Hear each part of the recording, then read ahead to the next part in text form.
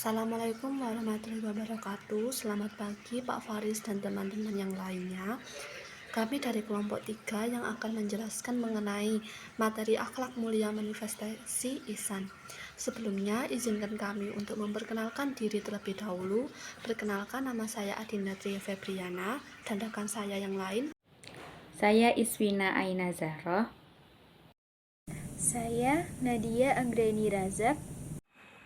Perkenalkan, nama saya Cindy Ayuwardani. Perkenalkan, nama saya Azka Tauladani Mukti.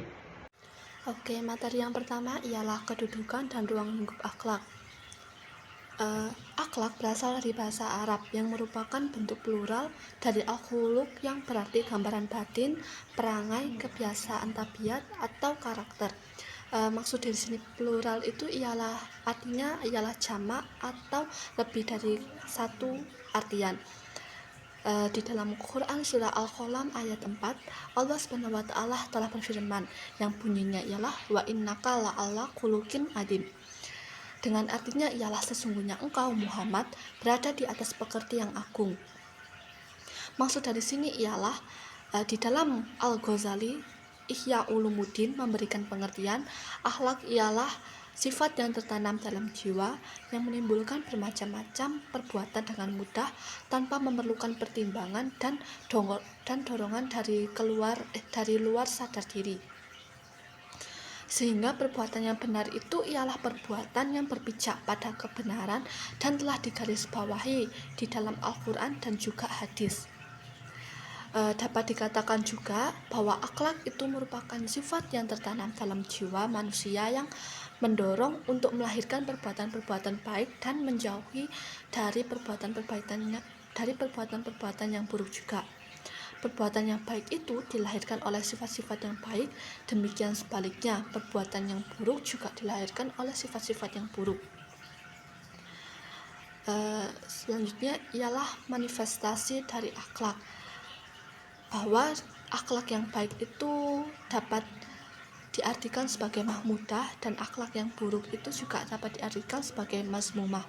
Maksudnya dari sini ialah akhlak yang baik itu merupakan sikap yang melekat pada seseorang berupa ketaatan pada aturan dan ajaran syariat Islam sebagai cerminan untuk berbagai amalan seperti amal baik, terus amal batin seperti zikir dan juga amalan perbuatan-perbuatan yang baik lainnya. Selanjutnya ialah akhlak yang buruk atau mazmumah itu ialah sikap yang melekat pada diri berupa kebiasaan, pelanggaran-pelanggaran untuk kita itu melakukan kesalahan-kesalahan. Misalnya kita itu tidak sengaja ataupun dengan sengaja kita itu dengki terhadap orang lain, iri, terus itu suka gibah dan yang lainnya yang termasuk sikap-sikap untuk berbuat keburukan terhadap Allah Subhanahu wa taala yang tidak disukai oleh Allah Subhanahu wa taala. Selanjutnya juga Allah Subhanahu wa taala telah berfirman dalam surah At-Tin ayat 4 sampai 6 yang bunyinya ialah laqad khalaqal insana fi ahsani taqwim summa radadna asfala safilin illal ladina amanu wa amilus solihati falahum ajrun ghairu mamnun. Artinya ialah sesungguhnya kami telah menciptakan manusia dalam bentuk yang sebaik-baiknya, kemudian kami kembalikan ke tempat yang serendah-rendahnya kecuali orang-orang yang beriman dan mengerjakan amal soleh, maka bagi mereka pahala yang tiada putus-putusnya. Maksud dari ayat ini ialah bahwa manusia itu telah diciptakan dalam keadaan yang sebaik-baiknya. Namun hanya saja manusia itu tidak konsisten untuk menjaga potensi kebaikan yang telah dimilikinya. Maksudnya ialah potensi ini termasuk kita itu dapat, tentu saja kita itu pasti tidak sengaja ataupun sengaja untuk melakukan kesalahan-kesalahan seperti itu. Nah, meskipun manusia itu terlahir dalam keadaan yang baik, namun juga memiliki potensi untuk salah, sebagai yang telah saya jelaskan tadi. Untuk itu, agar kita dapat mengaktualisasikan fitrahnya, manusia itu perlu menguasai potensi salah satu kekurangan yang ada pada dirinya dengan berakhlak yang baik, untuk menutupi kekurangan-kekurangan tersebut dengan akhlak yang baik. Begitu. Selanjutnya ialah Allah SWT juga telah berfirman dalam surah Al-Baqarah ayat 8-9 yang bunyinya ialah wa minan nasi may yaqulu amanna billahi wal yaumil akhir wa ma hum bimu'minin yukhadi'una Allah walladzina amanu wa ma yaqda'una illa anfusahum wa ma yash'urun. Artinya, dan di antara manusia itu ada orang yang mengatakan, kami beriman kepada Allah dan hari akhir, sedang yang sebenarnya mereka bukan orang yang beriman. Ayat tersebut itu berarti bahwa iman yang diajarkan oleh Islam bukan iman yang hanya sampai pada keyakinan, ucapan, namun juga disertai oleh akhlak-akhlak yang baik untuk mendukung keimanan tersebut. Keimanan itu wajib hukumnya untuk dibuahkan oleh akhlak, juga menunjukkan bahwa Islam itu sangat menekankan terwujudnya akhlak yang mulia dan akhlak yang baik juga. Dan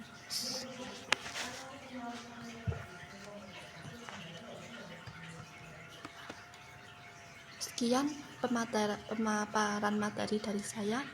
Untuk materi selanjutnya akan dibacakan oleh teman saya yang lainnya. Yang kedua ada proses pembentukan akhlak. Dalam perspektif psikologi kepribadian, kecenderungan psikologis dan biologis manusia adalah mengarah pada kebaikan, namun mudah untuk menerima rangsangan-rangsangan negatif yang bersifat eksternal, menurut Hashim 2002. Untuk itu, perlu adanya pengendalian terhadap kecenderungan tersebut agar manusia tidak mudah menerima rangsangan yang mengarah pada keburukan. Nah, pengendalian di sini maksudnya itu mengendalikan atau menjaga diri kita agar kita itu tidak terpengaruh dari hal-hal keburukan. Akhlak dapat dibentuk berdasarkan asumsi bahwa akhlak adalah hasil dari usaha pembinaan, bukan terjadi dengan sendirinya. Potensi ruhaniyah yang ada dalam diri manusia termasuk akal, nafsu syahwat dapat dibina dengan pendekatan yang tepat, menurut Nata 2001.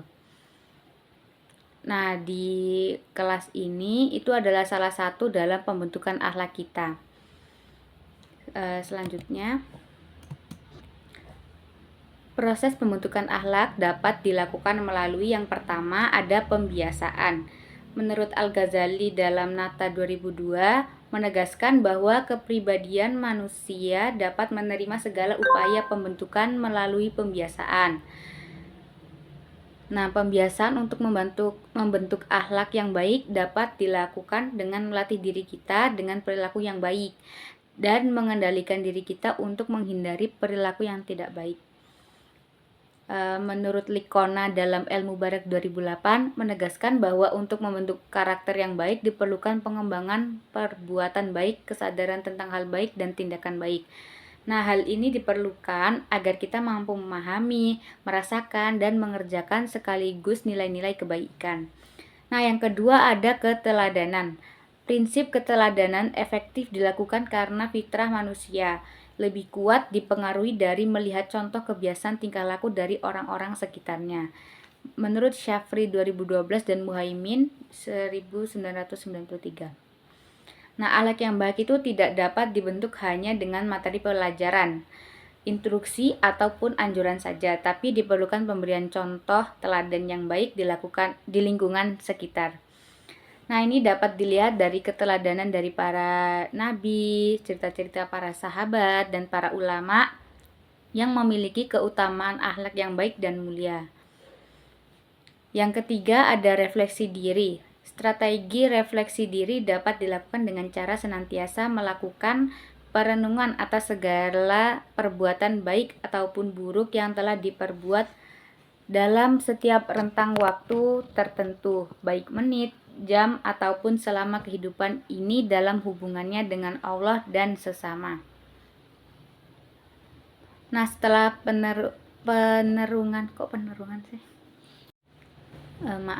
setelah perenungan ini, kita harus melanjutkannya dengan kesadaran dan tekad yang kuat untuk memperbaiki diri. Karena tanpa kesadaran dan tekad yang kuat, sangat sulit terbentuknya akhlak yang baik, yang bersifat konsisten. Jangan kita habis sadar, tapi tidak mempunyai tekad yang kuat, atau kita juga sudah sadar, tetapi sudah mempunyai tekad, tetapi belum kuat, yang akhirnya membuat kita tidak konsisten dalam pembentukan akhlak yang baik. Istilahnya tobat kumat. Yang ketiga adalah aktualisasi akhlak dalam kehidupan. Pertama, yaitu akhlak kepada Allah Subhanahu wa taala. Menurut buku yang ditulis oleh Yazid bin Abdul Qadir mengenai akhlak kepada Allah Subhanahu wa taala, terdapat minimal 4 alasan mengapa manusia harus berakhlak kepada Tuhannya, yaitu Allah Subhanahu wa taala. Yang pertama, Allah Subhanahu wa taala lah yang telah menciptakan serta menghidupkan manusia. Hal ini dikutip berdasarkan surat At-Tarik ayat 4-7. Yang kedua adalah Allah Subhanahu wa taala telah memberikan banyak sekali bentuk nikmat panca indera, mulai dari penglihatan, pendengaran, akal dan pikiran, serta hati nurani di dalam anggota tubuh yang sangat sempurna kepada manusia. Yang ketiga adalah Allah Subhanahu wa taala telah menyediakan segala macam sarana dan bahan yang diperlukan untuk menunjang kehidupan manusia, seperti bahan makanan dan minuman yang berasal dari hewan-hewan ternak, tumbuhan yang dapat dimakan atau dikonsumsi, air, udara, dan masih banyak lagi. Hal ini dikutip berdasarkan surat Al-Jathiyah ayat 12-13. Yang keempat adalah Allah Subhanahu wa taala lah yang telah memberikan kemuliaan bagi manusia dengan diberikan kemampuan menguasai seluruh penjuru dunia mulai dari daratan hingga lautan. Hal ini berdasarkan surat Al-Isra ayat. Aktualisasi akhlak kepada Allah Subhanahu wa taala secara lebih rinci yaitu sebagai berikut.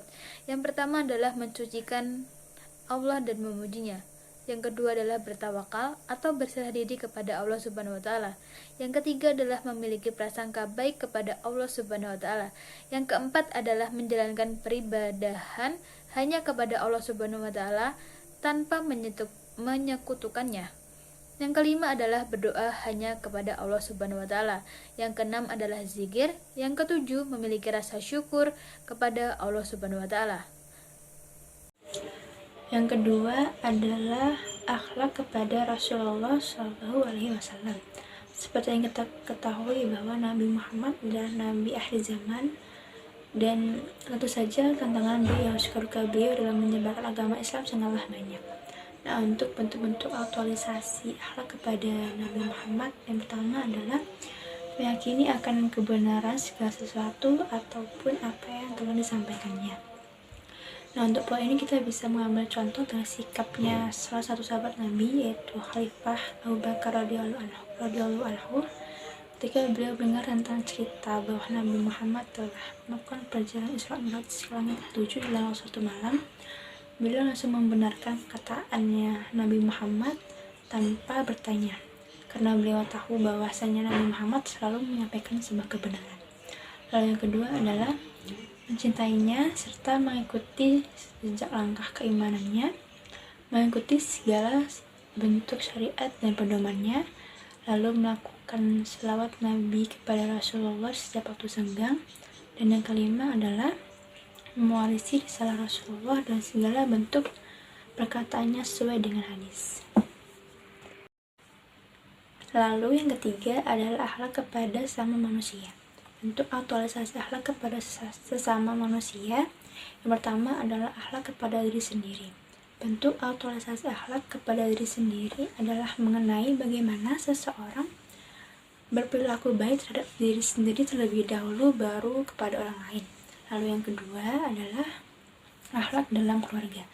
Pada dasarnya akhlak dalam berkeluarga itu terbagi menjadi dua. Yang pertama adalah akhlak seorang ibu dan bapak kepada anaknya, contohnya seperti menyayangi anak-anaknya dan juga memberikan mereka nafkah. Lalu yang kedua adalah akhlak anak kepada ayah dan ibunya, contohnya adalah dengan cara berbakti, tidak membantah perkataan keduanya dan juga selalu menghormatinya. Lalu yang ketiga adalah akhlak kepada orang lain, kita juga harus berperilaku baik kepada orang lain, tidak hanya kepada keluarga sendiri. Tentunya berperilaku baik ini kita bisa lakukan kepada orang yang berbeda agama, ras dan suku, lalu kepada tetangga, pemerintah kepada rakyatnya, dan juga rakyat kepada pemerintahnya. Hari ini saya akan membahas tentang penggunaan media sosial secara bijak sesuai dengan ajaran Islam dalam presentasi ini. Saya akan memaparkan 5 adab yang sangat penting untuk diperhatikan dalam berinteraksi di dunia maya. Pertama, mencari informasi yang bermanfaat. Rasulullah SAW mengajarkan bahwa mencari ilmu adalah suatu amal yang diberkahi. Oleh karena itu, mari kita gunakan media sosial untuk mencari pengetahuan yang positif dan berguna bagi diri kita dan orang lain. Yang kedua, tabayun. Ini adalah prinsip untuk selalu memeriksa kebenaran informasi sebelum menyebarkannya. Hindarilah yang menyebabkan berita palsu atau informasi yang belum terverifikasi dengan baik. Hal ini sesuai dengan ajaran Islam menekankan pentingnya kejujuran dan kebenaran. Yang ketiga, tidak menyebarkan kebencian dan berita palsu. Ujaran kebencian dan berita palsu tidaklah sesuai dengan ajaran Islam yang menekankan kebaikan dan kedamaian. Kita harus menjauhinya dan lebih memilih untuk menyebarkan kebaikan dan kebenaran. Keempat, menjaga lisan dan kata-kata. Rasulullah SAW mengajarkan pentingnya berbicara dengan baik dan sopan, termasuk dalam interaksi di media sosial. Mari kita menghindari kata-kata yang dapat menyakiti orang lain dan selalu berkomunikasi dengan cara yang santun. Terakhir, menyebarkan kebaikan. Gunakanlah media sosial sebagai sarana untuk menyebarkan pesan-pesan positif dan dakwah yang bermanfaat. Rasulullah SAW mengajarkan bahwa memberikan petunjuk kepada kebaikan akan mendatangkan pahala bagi kita. Dengan memperhatikan adab ini, kita dapat menggunakan media sosial secara bijak dan sesuai dengan ajaran Islam. Semoga presentasi ini memberikan inspirasi bagi kita semua untuk berperilaku lebih baik di dunia maya. Terima kasih. Wassalamualaikum warahmatullahi wabarakatuh. Mungkin segitu saja presentasi dari kami. Mohon maaf kalau ada salah. Wassalamualaikum warahmatullahi wabarakatuh.